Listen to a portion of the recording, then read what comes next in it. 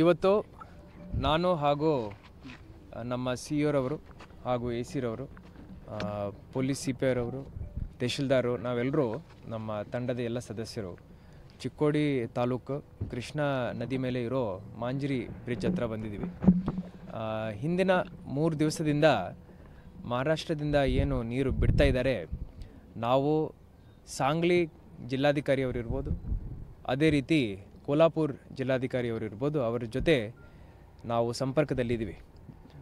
ಅವರು ಕೊಯ್ನಾದಿಂದ ಎಷ್ಟು ನೀರು ಬಿಡ್ತಾ ಇದ್ದಾರೆ, ಯಾವಾಗ ಬಿಡ್ತಾರೆ, ಮತ್ತು ಪಂಚಗಂಗಾದಿಂದ ಎಷ್ಟು ನೀರು ಬರುತ್ತೆ, ಕೋಲ್ಹಾಪುರ ನಗರದಿಂದ ಎಷ್ಟು ನೀರು ಬರುತ್ತೆ, ದುದ್ದುಗಂಗಾ ವೇದಗಂಗಾದಿಂದ ಎಷ್ಟು ಬರುತ್ತೆ, ಎಲ್ಲ ಮಾಹಿತಿ ಅವರು ಹಿಂದಿನ ವರ್ಷವೂ ನಮಗೆ ನೀಡಿದ್ದಾರೆ, ಈ ವರ್ಷವೂ ಬಹಳ ಅಚ್ಚುಕಟ್ಟಾಗಿ ನೀಡ್ತಾ ಇದ್ದಾರೆ.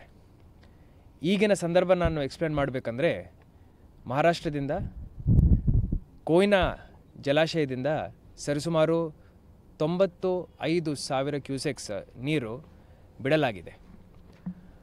ಅದರ ಜೊತೆ ಪಂಚಗಂಗಾ ನದಿ ನೀರು ಸೇರಿಕೊಂಡು ಕೊಲ್ಹಾಪುರ ನದಿ ನೀರು ಸೇರಿ ರಾಜಾಪುರ ಬ್ಯಾರೇಜ್ ಹತ್ರ 1,15,000 ಕ್ಯೂಸೆಕ್ಸ್ ನೀರು ನಮ್ಮ ಜಿಲ್ಲೆ ಒಳಗಡೆ ಬರ್ತಾಯಿದೆ. ಅಲ್ಲಿಂದ ಮತ್ತೆ ದುದ್ದುಗಂಗಾ ವೇದಗಂಗಾ 2 ನದಿಗಳ ನೀರನ್ನು ಜೋಡಿಸ್ಕೊಂಡು ಕೃಷ್ಣಾ ನದಿ ಒಳಗಡೆ ಒಟ್ಟು 1,60,000 ಕ್ಯೂಸೆಕ್ಸ್ ನೀರು ಹರಿತಾ ಇದೆ. ಈಗ ನಾವು ಇಲ್ಲಿ ಎಲ್ಲಿ ನಿಂತ್ಕೊಂಡಿದ್ದೀವೋ ಸರಿಸುಮಾರು 1,60,000 ಕ್ಯೂಸೆಕ್ಸ್ ನೀರು ಈಗ ಕೃಷ್ಣಾ ನದಿನಲ್ಲಿ ಹರಿತಾ ಇದೆ. ಇದರಿಂದ ನಿಪ್ಪಾಣಿ ಕ್ಷೇತ್ರದಲ್ಲಿ ಒಂದೆರಡು ಗ್ರಾಮಗಳಿಗೆ ಸ್ವಲ್ಪ ತೊಂದರೆ ಆಗಿದೆ. ತಹಶೀಲ್ದಾರ್ ಅವರು ಮತ್ತು AC ಅವರು ಹೋಗಿ ಭೇಟಿ ಕೊಟ್ಟು ಒಂದು ಗ್ರಾಮದಲ್ಲಿ ಏನು ತೊಂದರೆ ಆಗಿದೆ, ಅಲ್ಲಿ 30 ಮನೆಗಳು ಹುನ್ನೂರ್ಗಿ ಗ್ರಾಮದಲ್ಲಿ ನೀರು ಮನೆ ಒಳಗಡೆ ಸ್ವಲ್ಪ ನುಗ್ಗಿದೆ. ಸೊ ಅವರನ್ನು ನಾವು ನಮ್ಮ ಕಾಳಜಿ ಕೇಂದ್ರಕ್ಕೆ ನಾವು ಶಿಫ್ಟ್ ಮಾಡ್ಕೊಂಡಿದ್ದೀವಿ. ಅಲ್ಲಿ ಎಲ್ಲ ವ್ಯವಸ್ಥೆಯನ್ನು ನಾವಲ್ಲಿ ಕಲ್ಪಿಸ್ತಾ ಇದ್ದೀವಿ. ಇಲ್ಲಿಂದ ನೀರು ಒಟ್ಟು ಹೋಗಿ ಹಿಪ್ಪರ್ಗಿ ಬ್ಯಾರೇಜ್ ಮುಖಾಂತರ ಆಳ್ಮಟ್ಟಿಗೆ ಹೋಗಿ ಸೇರಿಕೊಳ್ಳುತ್ತೆ. ಈಗ ಪ್ರಶ್ನೆ ಏನಿದೆ ಅಂದರೆ, ನಾವು ಆಳ್ಮಟ್ಟಿದಿಂದ ಎಷ್ಟು ಬಿಡ್ತಾ ಇದ್ದೀವಿ ಅಂತ ಈ ಮಾಹಿತಿ ನಮಗೆ ಮುಂಚಿತವಾಗಿ ಗೊತ್ತಿತ್ತು. ಅದರಿಂದ ನಮ್ಮ ವಾಟರ್ ರಿಸೋರ್ಸಸ್ ACS ಸಾಹೇಬರು ಅವ್ರ ಜೊತೆ ನಾವು ಸಂಪರ್ಕವನ್ನು ಸಾಧಿಸಿ ನಿನ್ನೆಯಿಂದನೇ 1.5 ಲಕ್ಷ ಕ್ಯೂಸೆಕ್ ನೀರು ಆಲ್ಮಟ್ಟಿದಿಂದ ಬಿಡ್ತಾ ಬಂದಿದ್ದೀವಿ. ಇವತ್ತು ಬೆಳಿಗ್ಗೆಯಿಂದನೇ 2.5 ಲಕ್ಷ ಕ್ಯೂಸೆಕ್ ಆಲ್ಮಟ್ಟಿದಿಂದ ಬಿಡೋದನ್ನು ನಾವು ಶುರು ಮಾಡಿಕೊಂಡಿದ್ದೀವಿ. ಈಗ ಬರೋ ನೀರು 1,60,000 ಏನು ಬರುತ್ತೆ, ಇದು ಹೋಗಿ ಆಳ್ಮಟ್ಟಿಗೆ ಮುಟ್ಟಬೇಕಂದ್ರೆ ಒಟ್ಟು ಸೇರಿ 60 ತಾಸು ತಗೊಳ್ಳುತ್ತೆ. ಇದರೊಳಗಡೆ 2.5 ಲಕ್ಷ ಕ್ಯೂಸೆಕ್ ನೀರನ್ನು ನಾವು ಬಿಡ್ತಾ ಹೋಗ್ತಾ ಇರ್ತೀವಿ. ಆ ಬಫರ್ ಏನಿದೆ ನಮಗೆ ಸಿಗುತ್ತೆ. ಈಗ ಇಡೀ ಮಹಾರಾಷ್ಟ್ರ ಕ್ಯಾಚ್ಮೆಂಟ್ ಕೃಷ್ಣಾ ನದಿಯಿಂದ ಎಷ್ಟು ಬರುತ್ತೆ ಅಂತ ನಾವು ಕ್ಯಾಲ್ಕುಲೇಟ್ ಮಾಡಿ ನೋಡುವಾಗ ಸರಿಸುಮಾರು 2,20,000 ಕ್ಯೂಸೆಕ್ ನೀರು ಬರೋ ಸಾಧ್ಯತೆ ನಾಳೆ ಒಳಗಡೆ ಇದೆ. ಅದಾದ ನಂತರ ನಮ್ಮ ಸೌತ್ ಮಹಾರಾಷ್ಟ್ರ ಇರ್ಬೋದು, ನಮ್ಮ ಜಿಲ್ಲೆ ಬೆಳಗಾವಿ ಇರ್ಬೋದು, ಉತ್ತರ ಕನ್ನಡ ಜಿಲ್ಲೆ ಇರ್ಬೋದು, ಇಲ್ಲಿ ಮಳೆ ಪ್ರಮಾಣ ಬಹಳ ಕಡಿಮೆ ಆಗ್ತಾ ಇದೆ. ನಾಳೆ ಸ್ವಲ್ಪ ತೊಂದರೆ ಇರ್ಬೋದು, ನಾಡಿದ್ದಿಂದ ಬಹಳ ರಿಲೀಫ್ ಸಿಗೋ ಸಾಧ್ಯತೆಗಳು ನಮಗೆ ಕಂಡು ಬರ್ತಾ ಇದ್ದಾವೆ. ಇದಲ್ಲದೆ ಈಗ ಎಲ್ಲೆಲ್ಲಿ ವಲ್ನರಬಲ್ ಊರುಗಳಿದ್ದಾವೆ ಅಲ್ಲಿ ನಮ್ಮ ಕಾಳಜಿ ಕೇಂದ್ರಗಳನ್ನು ನಾವು ಸಿದ್ಧಪಡಿಸ್ಕೋಬೇಕಂತ ಹೇಳಿ 1 ತಿಂಗಳ ಹಿಂದೆ ನಿರ್ಧಾರ ಮಾಡಿದ್ದೀವಿ. ಆ ನಿಟ್ಟಿನಲ್ಲಿ ನಮ್ಮ ಎಲ್ಲ ತಹಶೀಲ್ದಾರ್ಗಳು ಹಾಗೂ ಉಪವಿಭಾಗ ಅಧಿಕಾರಿಗಳು ಹಾಗೂ ಪೊಲೀಸ್ ಇಲಾಖೆ ಸಿಬ್ಬಂದಿಗಳು, ಹೆಸ್ಕಾಂ ಸಿಬ್ಬಂದಿಗಳು ಹೋಗಿ ಎಲ್ಲ ಚೆಕ್ ಮಾಡಿಕೊಂಡು ಆ ಶಾಲೆ ಕೊಠಡಿ ಇರ್ಬೋದು ಅಥವಾ ಸಮುದಾಯ ಭವನ ಇರ್ಬೋದು, ಅಲ್ಲಿ ಎಲ್ಲ ರೀತಿಯ ವ್ಯವಸ್ಥೆಗಳನ್ನು ಮುಂಚಿತವಾಗಿ ರೆಡಿ ಮಾಡಿ ಇಟ್ಕೊಂಡಿದ್ದಾರೆ. ಇದರಲ್ಲಿ ಎಷ್ಟು ಬಳಕೆಗೆ ಬರುತ್ತೆ ಅಂತ ಪ್ರಶ್ನೆ ಬಂದಾಗ ನಾವು 550 ಕಾಳಜಿ ಕೇಂದ್ರಗಳನ್ನು ನಮ್ಮ ಜಿಲ್ಲೆಯಲ್ಲಿ ರೆಡಿ ಇಟ್ಕೊಂಡಿದ್ದೀವಿ. ಸದ್ಯಕ್ಕೆ 2 ಬಳಕೆಗೆ ಬರ್ತಾ ಇದೆ. ಒಂದು ನಮ್ಮ ನಿಪ್ಪಾಣಿ ತಾಲೂಕಿನಲ್ಲಿ, ಇನ್ನೊಂದು ಗೋಕಾಕ್ ತಾಲೂಕಿನಲ್ಲಿ, ಗೋಕಾಕ್ ಟೌನ್ ಒಳಗಡೆ ಅಲ್ಲಿ ಘಟಪ್ರಭಾ ನದಿ ನೀರು ಏನು ಹರಿತಾ ಇದೆ, ಲೋಳ್ಸೂರ್ ಬ್ರಿಡ್ಜ್ ಅಲ್ಲಿ ಮುಳುಗಡೆ ಆಗಿದೆ. ನಮ್ಮ ತಂಡದ ಎಲ್ಲ ಸದಸ್ಯರು ಅಲ್ಲಿ ಹೋಗಿ ಅಲ್ಲಿ ವೀಕ್ಷಣೆ ಮಾಡಿ ಈಗ ನಾವು ಇಲ್ಲಿ ಬಂದಿದ್ದೀವಿ. ಅಲ್ಲಿ ಕುಂಬಾರ್ ಗಲ್ಲಿ ಹಾಗೂ ಮೀಟ್ ಮಾರ್ಕೆಟ್ ಏರಿಯಾದಲ್ಲಿ ಸರಿಸುಮಾರು 220 ಮನೆಗಳು ಮುಳುಗಡೆ ಆಗಿದ್ದಾವೆ. ಸೊ ಅವರನ್ನು ನಾವು ಬಹಳ ಸೇಫ್ಲಿ ನಮ್ಮ ಕಾಳಜಿ ಕೇಂದ್ರಕ್ಕೆ ಶಿಫ್ಟ್ ಮಾಡ್ಕೊಂಡಿದ್ದೀವಿ. ಮಹಾರಾಷ್ಟ್ರದಲ್ಲಿ ಈಗಿನ ಮಾಹಿತಿ ಪ್ರಕಾರ ಇನ್ನೊಂದು ದಿವಸ ನೀರಿನ ಪ್ರಮಾಣ ಸ್ವಲ್ಪ ಹೆಚ್ಚಾಗೋ ಸಾಧ್ಯತೆಗಳು ನಮಗೆ ಕಂಡು ಬರ್ತಾ ಇದೆ. ಅದಾದ ನಂತರ ನೀರಿನ ಪ್ರಮಾಣ ಕಡಿಮೆ ಆಗ್ತಾ ಹೋಗುತ್ತೆ. ಇನ್ನೂ ಹೆಚ್ಚಿಗೆ ನೀರು ಬಿಡೋ ಸಾಧ್ಯತೆ ಅದು ಏನಿದೆ ಸರ್? ಮಳೆ ಆಗಿದೆ ಅಂದರೆ ನೀರು ಕೊಯ್ನಾ ಜಲಾಶಯದಲ್ಲಿ ಜಾಸ್ತಿ ಇನ್ಫ್ಲೋ ಬಂದಿದೆ ಅಂದರೆ ಆವಾಗ ಅವರು inflow is equal to outflow ಮಾಡ್ಕೊಳ್ತಾರೆ. ಪ್ರತಿಯೊಂದು ಡ್ಯಾಮಲ್ಲಿ ಮಹಾರಾಷ್ಟ್ರದಲ್ಲಿರ್ಬೋದು, ಅದೇ ರೀತಿ ನಮ್ಮ ಕರ್ನಾಟಕದಲ್ಲಿರ್ಬೋದು, ಎಲ್ಲ ಡ್ಯಾಮ್ಗಳು ನಾವು ತುಂಬಿಕೊಂಡಿದ್ದೀವಿ. ಈಗ ಕರೆಕ್ಟ್ ಮ್ಯಾನೇಜ್ಮೆಂಟ್ ಮಾಡಿದ್ದೀವಿ ಅಂದರೆ ಅಲ್ಲಿಂದ ಎಷ್ಟು ನೀರು ಬರುತ್ತೆ ಅದು ಬರೋ ಒಳಗಡೆನೆ ನಮ್ಮ ಡ್ಯಾಮ್ಗಳಲ್ಲಿ ನೀರನ್ನು ನಾವು ಖಾಲಿ ಮಾಡಿಕೊಂಡು ಈ ಬರೋ ನೀರನ್ನು ನಾವು ಸಂಗ್ರಹಣೆ ಮಾಡಬೇಕು. ಈ ಸಂಗ್ರಹಣೆ ಮಾಡುವಾಗ ಜನರಿಗೆ ತೊಂದರೆ ಆಗದಂತೆ ನಾವು ನೋಡ್ಕೋಬೇಕು.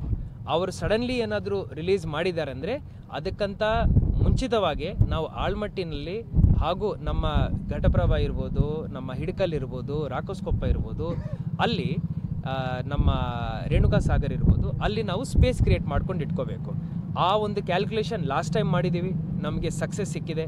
ಅದೇ ರೀತಿಯ ಕ್ಯಾಲ್ಕುಲೇಷನ್ ಎಕ್ಸಸೈಸ್ ಈ ಸತಿನೂ ಮಾಡ್ತಾ ಇದ್ದೀವಿ. ಈ ಸತಿನೂ ನಮ್ಮೆಲ್ಲರಿಗೂ ಸಕ್ಸಸ್ ಸಿಗುತ್ತೆ ಅಂತ ನಂಬಿಕೆ. ಮುಂಜಾಗ್ರತಾ ಕ್ರಮವಾಗಿ ಬೋಟ್ಗಳು ನಮ್ಮ ಜಿಲ್ಲೆನಲ್ಲಿ ಎಲ್ಲ ಎ ಸಿಗಳ ಜೊತೆ ಹಾಗೂ ಎಲ್ಲ ನಮ್ಮ ಸಿ ಒರವರು, ಎಲ್ಲ ಪಿ ಡಿ ಒಗಳ ಜೊತೆ, ನಮ್ಮ ಎಸ್ ಪಿ ರವರು, ಎಲ್ಲ ಇನ್ಸ್ಪೆಕ್ಟರ್ಗಳ ಜೊತೆ 2 ತಿಂಗಳಿಂದ ಸತತವಾಗಿ ಇದರ ಬಗ್ಗೆ ನಾವು ಮೀಟಿಂಗ್ಗಳು ಮಾಡ್ತಾಯಿದ್ದೀವಿ. ನಮ್ಮ ಅದೃಷ್ಟ ಜಾಸ್ತಿ ಪ್ರವಾಹ ರೀತಿಯ ಮಳೆ ನಮಗೆ ಈ ಜಿಲ್ಲೆಯಲ್ಲಿ ಈ ವರ್ಷ ಬಂದಿಲ್ಲ. ಹಂತವಾಗಿ ಮಳೆ ಆಯಿತು.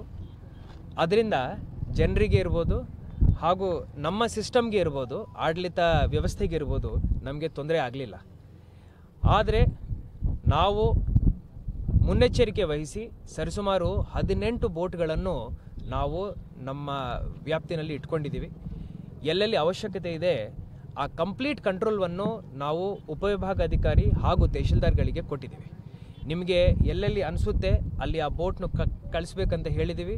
ಜೊತೆಯಲ್ಲಿ SDRF ಟೀಮ್ ಇರ್ಬೋದು, NDRF ಟೀಮ್ ಇರ್ಬೋದು, ಅವರು ಅಲರ್ಟ್ ಇದ್ದಾರೆ. ಫೈರ್ ಸೇಫ್ಟಿ ಸರ್ವಿಸಸ್ಸಿಂದನೂ ಅವ್ರ ಕಡೆಯೂ ಬೋಟ್ಸ್ ಇದ್ದಾವೆ, ಅವರು ಅಲರ್ಟ್ ಇದ್ದಾರೆ. ಹೋಮ್ ಗಾರ್ಡ್ಸ್ ಕಡೆ, ಕಮಾಂಡೆಂಟ್ ಕಡೆಯೂ 2 ಬೋಟ್ಸ್ ಇದ್ದಾವೆ. ಅದನ್ನು ಈ ಸತಿ ನಾವು ಉಪಯೋಗಕ್ಕೆ ತಗೊಂಡಿದ್ದೀವಿ. ಈಗ ಸದ್ಯಕ್ಕೆ ಆ ರೀತಿಯ ಪರಿಸ್ಥಿತಿ ಇಲ್ಲ, ಆತಂಕ ಪಡೋ ಸಂದರ್ಭ ಏನೂ ಇಲ್ಲ. ತಮ್ಮ ಪ್ರೇಕ್ಷಕರಿಗೆ, ನಮ್ಮ ಜಿಲ್ಲೆಯ ಜನರಿಗೆ ತಮ್ಮ ಪರವಾಗಿ ನಾನು ಬೇಡ್ಕೊಳ್ಳೋದೇನೆಂದರೆ, ಆತಂಕ ಪಡೋ ಅವಶ್ಯಕತೆ ಇಲ್ಲ. ಆದರೆ ತಾವೆಲ್ಲರೂ ಅನಾವಶ್ಯಕವಾಗಿ ಹೊರಗಡೆ ನದಿ ಪಾತ್ರದಲ್ಲಿರ್ಬೋದು, ನದಿ ಬದಿ ಕಡೆ ಇರ್ಬೋದು ಬರೋದನ್ನು ಅವಾಯ್ಡ್ ಮಾಡಬೇಕಂತ ತಮ್ಮ ಮುಖಾಂತರ ಕೋರ್ಕೊಳ್ತಾ ಇದ್ದೀನಿ. ಈಗ ಸೇತುವೆಗಳ ಬಗ್ಗೆ ನಾನು ತಮ್ಮ ಪ್ರಶ್ನೆಗೆ ಉತ್ತರ ಕೊಡ್ತೀನಿ. ಈಗ ಸದ್ಯಕ್ಕೆ ನಮ್ಮ ಮಾಹಿತಿ ಪ್ರಕಾರ 9 ಸೇತುವೆಗಳು ಮುಳುಗಡೆ ಆಗಿದ್ದಾವೆ. ಹಿಂದಿನ ವರ್ಷ ಭಾರಿ ಮಳೆ ಇದ್ದಾಗ ಆವಾಗ 58 ಸೇತುವೆಗಳು ಮುಳುಗಡೆ ಆಯಿತು. ಆವಾಗ ಹಂಗಾದರೂ ಬಹಳ ಸುಸರ್ಜಿತವಾಗಿ ಎಲ್ಲ ಕಡೆ ಪೊಲೀಸ್ ಇಲಾಖೆ ಮುಖಾಂತರ, ರೆವೆನ್ಯೂ ಡಿಪಾರ್ಟ್ಮೆಂಟ್ ಮುಖಾಂತರ ಬ್ಯಾರಿಕೇಡಿಂಗ್ ಮಾಡಿಕೊಂಡು ನಾವು ಯಾರಿಗೆ ಯಾವುದೇ ತೊಂದರೆ ಆಗದಂತೆ ಹಾಗೂ ಜೀವಪಾಯ ಆಗದಂತೆ ನಾವು ಆವಾಗ ಕೆಲಸ ಮಾಡಿದ್ದೀವಿ. ಈ ವರ್ಷವೂ ಎಲ್ಲ ಕಡೆ ಬ್ಯಾರಿಕೇಡಿಂಗ್ ವ್ಯವಸ್ಥೆ ಇರ್ಬೋದು, ಪೊಲೀಸ್ ಇಲಾಖೆಯಿಂದ ಚೌಕಿ ಇರ್ಬೋದು, ರೆವೆನ್ಯೂ ಡಿಪಾರ್ಟ್ಮೆಂಟಿಂದ ನಮ್ಮ ಸಿಬ್ಬಂದಿಗಳಿರ್ಬೋದು, ಆ ಬ್ಯಾರಿಕೇಡಿಂಗ್ ಇಟ್ಕೊಂಡು ಆ ಬ್ರಿಡ್ಜ್ನು ಯೂಸ್ ಮಾಡದೆ ನೋಡ್ಕೊಳ್ತಾರೆ. ಜೊತೆಯಲ್ಲಿ ಪರ್ಯಾಯ ರೋಡ್ ಏನಿದೆ ಅದನ್ನು ನಾವು ಓಪನ್ ಮಾಡಿ ಕೊಡ್ತಾ ಇದ್ದೀವಿ.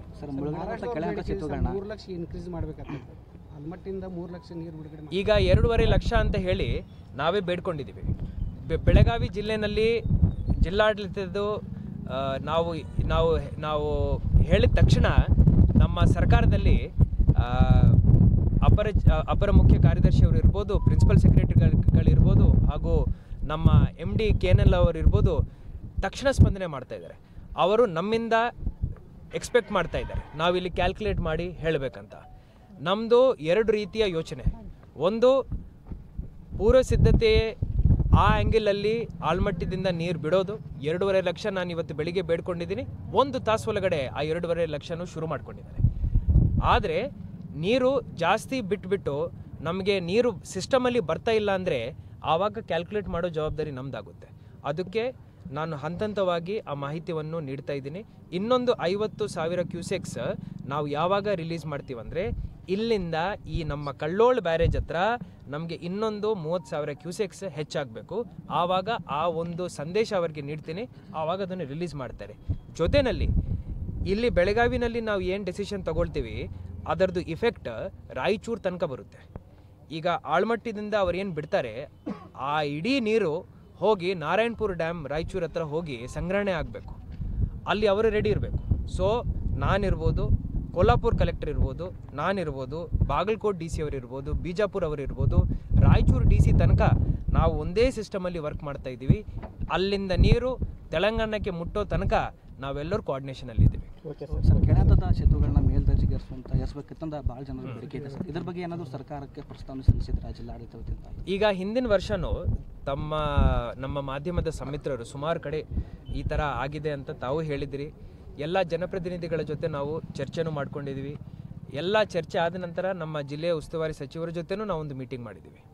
ಅದಾದ ನಂತರ ಸರ್ಕಾರಕ್ಕೆ ನಾವು ಈ ಒಂದು ಮನವಿ ಸಲ್ಲಿಸಿದ್ದಾಗ ಬ್ರಿಡ್ಜ್ಗಳಿಗೆ ಹಾಗೂ ಬೇರೆ ರಸ್ತೆಗಳಿಗೆ capacity building fund SDRF NDRF ಅಡಿಯಲ್ಲಿ ಸರಿಸುಮಾರು 11 ಕೋಟಿ ರೂಪಾಯಿ ಸ್ಯಾಂಕ್ಷನ್ ಮಾಡಿದ್ದಾರೆ.